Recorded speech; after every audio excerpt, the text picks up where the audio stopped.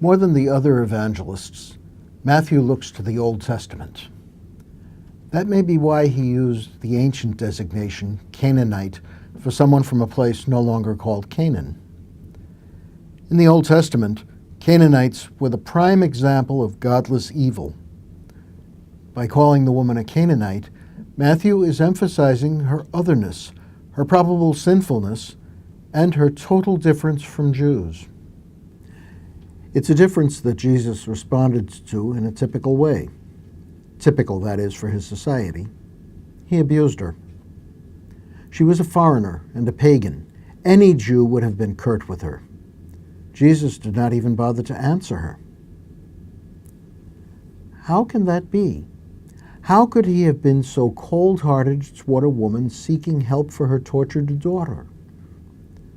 The most likely answer is that he was raised that way. We're all shaped by the society in which we grow up. Usually, we do not change unless something happens that makes us look at our prejudices in a new way. Travel, learning another language, reading literature, studying history, or living in another culture can give us opportunities to view ourselves and the world from new perspectives. The Incarnation means that Jesus really was a man of his time, his place, and his people. He spoke their language. He dressed as they dressed. He had the same prejudices they had. But he was willing to learn. That is what happened when he met the foreign woman. Apparently, Jesus did not see himself as having a mission to those outside Israel. That's one reason that the move toward the Gentiles by the early church provoked controversy. Some Christians wondered why the church should do what Jesus had not done. It was probably as a response to that attitude that Matthew included the story of Jesus meeting with the woman in his gospel. So what happens in the story? The conversion of Jesus. When he tells the woman that his ministry is not for dogs like her, she betters him in the repartee. Failing to find a good retort, Jesus admits defeat not only in the interchange, but the defeat of his prejudice as well. He saw faith where he did not expect to find it, and learned from the woman that his mission was not bounded by the limitations of his society and human background. Was Jesus changed merely because he met a woman who was wittier than he? No. The woman's victory did not come from having a quick tongue. She was willing to approach Jesus, a foreigner whose religion differed from hers. Perhaps she wondered if her gods or her neighbors might be offended by that. She endured his silence and persisted in her request. She used her wits in arguing with him.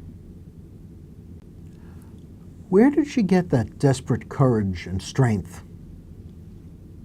Her strength was in her love for her child. For the sake of her daughter, she would endure ridicule and rejection without giving up. Jesus, the love of God, could only respond positively to that. What about me? When I make decisions, do I listen for wisdom, for rationality, for common sense, for what's in it for me? Do I listen to the prejudices of my time and place? Or do I listen for love? When I hear politicians and leaders, do I try to find love, especially love of the powerless, in what they say and do? When teachers, neighbors, family, friends, strangers, or organizations make requests or suggestions to me, do I listen for the voices of love? Do I listen when love speaks in my own heart? Or do I deafen myself to that voice?